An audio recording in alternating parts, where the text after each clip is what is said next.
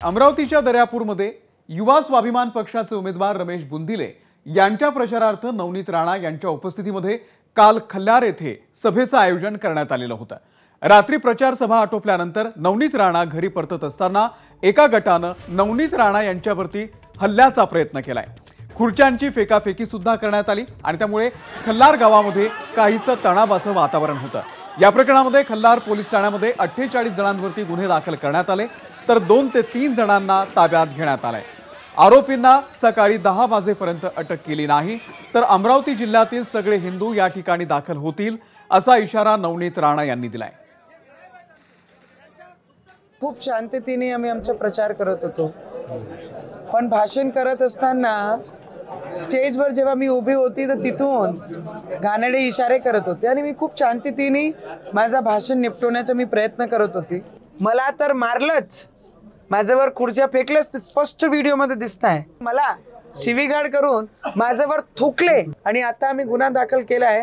रात्रभरापर्यंत जर त्यांना अटक नाही झाली तर सकाळी 10 वाजता इथे वेगळं चित्र पूर्ण अमरावतीमध्ये जेवढा हिंदू समाज आहे सगळे एकत्रित राहीन जर यांनी अटक आज केली नाही तर।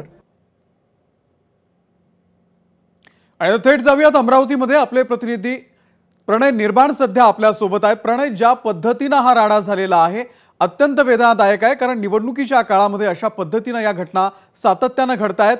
सध्या अमरावतीतलं वातावरण काय आणि ज्यांनी हा राडा केलेला आहे त्यांना आता पोलिसांची नेमकी कशी कारवाई होतीये, आरोप प्रत्यारोपांच्या फैरी कशा झाडल्या जात आहेत?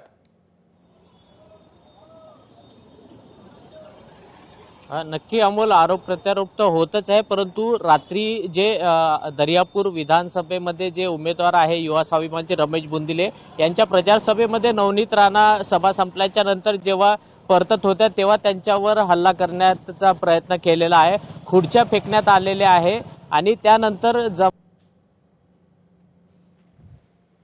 40 ते 50 जणांवर गुन्हे दाखल केलेले आहे आणि यामधून 4 जणांचा व्हिडिओवरून जे आहे ते सिद्ध झालेले की नेमके हे 4 जण हल्ला करणारे कोण आहे आणि बाकी अज्ञात आरोपी आहे। आणि या 4 जे मुख्य हे होते ज्यांचे चेहरे स्पष्ट झालेले त्यामधून 2 जणांना पोलिसांनी